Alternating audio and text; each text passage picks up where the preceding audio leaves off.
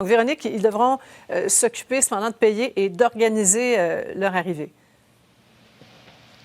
Oui, exactement. Les entreprises agricoles devront s'occuper de trouver, noliser les avions, ensuite payer pour le retour de ces travailleurs étrangers. Écoutons tout de suite la ministre. Dans l'intervalle, en collaboration avec les représentants du secteur et nos collègues des provinces, nous finalisons un protocole d'isolement supervisé. Chaque employeur aura la responsabilité de mettre en œuvre ce protocole d'isolement de 14 jours de façon stricte, sous peine de perdre son privilège, de pouvoir engager des travailleurs étrangers pour les années à venir.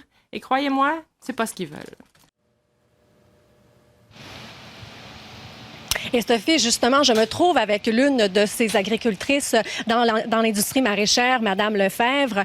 Donc, Madame Lefebvre, on parle d'un protocole très strict. Et d'ailleurs, vous avez contribué à l'élaboration de ce protocole. Ça va vouloir dire quoi quand vos travailleurs étrangers vont arriver ici? Ça va vouloir dire une quarantaine de 14 jours obligatoire, active au sein de la ferme. Mais il faut comprendre aussi qu'on a d'autres travailleurs, que nous, on doit se protéger aussi. Alors, la quarantaine est très stricte, puis c'est correct comme ça. Est-ce que vous êtes organisé pour ça? Oui, la majorité des fermes, on est tous organisés ou on va trouver le moyen de s'organiser. Cette main-d'œuvre-là est essentielle pour nous, là, pour la viabilité de nos fermes, la rentabilité de nos fermes. Alors, oui, tout le monde est prêt à s'organiser puis faire les efforts nécessaires. Vous parlez d'une quarantaine active. Ça veut dire que quand ils vont arriver, les travailleurs, ils vont, dès la première journée, pouvoir commencer à travailler. Ça, c'est pas un peu inquiétant pour les consommateurs? Rassurez-nous à ce moment-là. Et ils vont être isolés, seulement que les travailleurs qui vont être arrivés en même temps vont pouvoir travailler ensemble. Puis le protocole exige là, de redoubler d'ardeur le nettoyage des mains, le nettoyage de l'équipement en double, qu'ils soient isolés, qu'ils ne soient pas en contact avec les autres travailleurs. Ils doivent porter des gants, des masques, ils doivent tout faire là, pour faire une quarantaine, mais ils peuvent travailler sur la ferme. Là. Et pourquoi? Parce que la ministre disait que vous allez devoir payer. Ça va engendrer des coûts, j'imagine, pour vous. Vous êtes prêts à payer ça?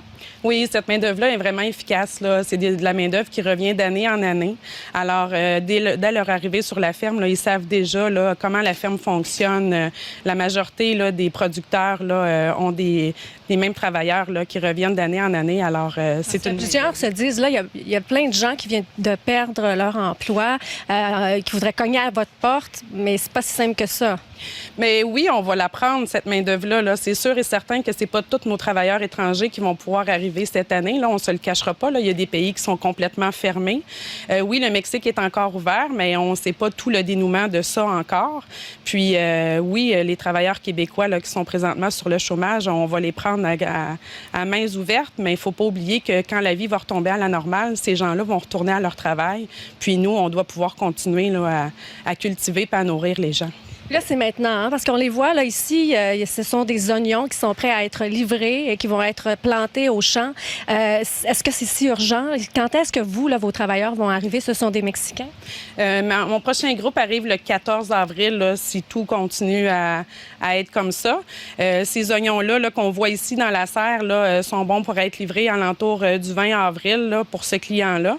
Mais la plage horaire pour la plantation d'oignons là, est vraiment courte. Là. Mi-mai, troisième semaine de mai, là, c'est pas mal le maximum là, pour avoir une rentabilité puis un volume là, qui est nécessaire là, pour la viabilité des fermes. Là. C'est une courte plage, donc c'est pas le temps de se mettre à former de la main-d'œuvre non plus. Là. Non, on n'a pas le temps, vraiment pas. Là. C'est vraiment cette main-d'œuvre-là qui fait la plantation au champ là, puis qui s'occupe de la production. Là.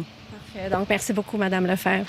Alors voilà, Sophie, donc Mme Lefebvre nous l'explique bien. Tout le domaine des industries agricoles sont d'accord finalement avec la mise en place de ce protocole. Ça reste maintenant à suivre parce qu'il faut aussi prévoir des espaces de confinement pour les travailleurs qui vont atterrir au cours du prochain mois. Alors, on va continuer tout de suite de suivre tout ça, naturellement. Une autre solution qu'on a dû mettre sur pied rapidement. Hein, on attend des dizaines de milliers de travailleurs étrangers, vraiment vitaux pour tous ces producteurs maraîchers. 16 000. Merci. Ouais, merci beaucoup. Merci, Véronique. Au revoir.